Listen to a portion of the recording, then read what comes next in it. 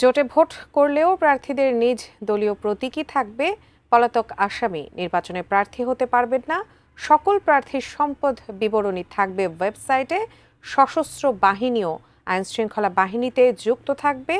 একক প্রার্থী লড়বেন না ভোটের বিপরীতে। এমন সব বিধান রেখে উপদেষ্টা পরিষদের চূড়ান্তভাবে অনুমোদন হলো গণপ্রতিনিধিত্ব আদেশ আরপিওর সংশোধনী।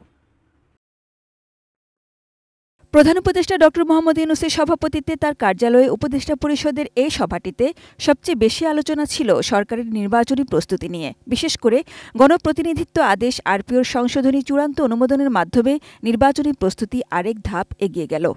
ইভিএম রিলেটেড যে বিধান ছিল সেগুলো বিলুপ্ত করা হয়েছে।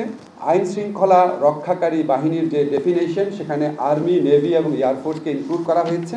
বিভিন্ন মামলাতে পলাতক ব্যক্তিরা ইলেকশন করতে পারবে না। জেলায় যে ইলেকশন অফিসগুলো আছে সেটা ডিস্ট্রিক্ট ইলেকশন অফিসার ঠিক করবেন। মাননীয় প্রধান উপদেষ্টা নির্দেশ দিয়েছেন নির্বাচনে যারা প্রার্থী থাকবেন ওনাদের দেশি সোর্সে, বিদেশি সোর্সে ইনকাম, সম্পত্তি সমস্ত কিছুর বিবরণ নির্বাচন কমিশনকে দিতে হবে এবং এটা আমরা ওয়েবসাইটে পাবলিক করে দিব। স্বাস্থ্যকর অল টাইম ফ্যামিলি কেক, সব সময় অল টাইম হেলদি লাইফ। বিকেলে ফরেন সার্ভিস একাডেমিতে আয়োজিত সংবাদ সম্মেলনে সভার সিদ্ধান্তগুলো জানান আইন উপদেষ্টা অধ্যাপক আসিফ নজরুল। তিনি জানান নির্বাচনের নিরাপত্তায় আইনশৃঙ্খলা বাহিনীর কাছে বডি ক্যাম ও সিসিটিভি তো থাকছেই, এবার এলো ড্রোন ব্যবহারের অনুমতি। এছাড়া ভোট গণনায় সরাসরি নজরদারির সুযোগ পাবে গণমাধ্যম। জামানতের যে পরিমাণ সেটা 20,000 ছিল, এটা 50,000 করা হয়েছে। জোটের অংশ হলেও দলের যে প্রতীক সেটাতে ইলেকশন করতে হবে। আর যারা রাজনৈতিক দলকে টাকা পয়সা দিবেন, দান, অনুদান বা চাঁদা, 50,000 টাকা বা তার বেশি হলে এটা ব্যাংকিং চ্যানেলের মাধ্যমে দিতে হবে। এখন নির্বাচন কমিশন যদি মনে করে একটা নির্বাচনী এলাকাতেই এত বেশি অনিয়ম হয়েছে যে পুরো নির্বাচনী এলাকার ভোটই বাতিল করা উচিত, তাহলে ইলেকশন কমিশন সেটা করতে পারবে। এনসিপির প্রতীকের বিষয়টি সমাধায় নির্বাচন কমিশনের দ্রুততা আশা করেন তিনি। প্রধান উপদেষ্টার সঙ্গে সাম্প্রতিক বৈঠকে কয়েকজন উপদেষ্টার বিষয়ে আপত্তি এসেছে বিএনপি, জামায়াত ও এনসিপির পক্ষ থেকে। এ নিয়ে প্রশ্নের জবাবে আইন উপদেষ্টা জানান, হয়তো রাজনৈতিক কৌশলের অংশ বা হয়তো জেনুইন কনসার্ন আছে, আমরা এটা নিয়ে বিচলিত না। আমরা আমাদের দায়িত্ব শেষ করে যত তাড়াতাড়ি যেতে পারি বাঁচবো, এরকম একটা অবস্থায় আছে।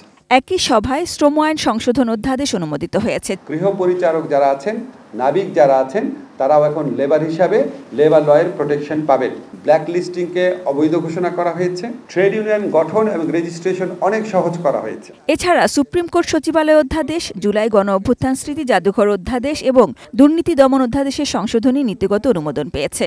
এর সকল কার্যালয় পাচ্ছে বিশেষ আদালত গঠনের ক্ষমতা। বাংলাদেশে অবস্থানকালে অন্য দেশে যদি কোনো দুর্নীতি করে সেটার বিচারও দুদকের মাধ্যমে, সেটা তদন্ত দুদকের মাধ্যমে করা যাবে। প্রেস সচিব শফিকুল আলম জানান, প্রায় 10টি গুরুত্বপূর্ণ এজেন্ডা নিয়ে আলোচনা ও সিদ্ধান্ত হয়েছে এই সভায়। বিমানবন্দরে কার্গো ভিলেজে অগ্নিকাণ্ডের পর এখন কার্যক্রম স্বাভাবিক রয়েছে বলে জানান তিনি। স্কটল্যান্ড ইয়ার্ড, তারপরে অস্ট্রেলিয়া, চায়না, টার্কিশ গভর্নমেন্টের সাথে আমরা অ্যাপ্রোচ করেছি আগুনটা কিভাবে ঘটলো সেটা নির্ণয় করার জন্য। Sajida Sweety, ATN news, Dhaka.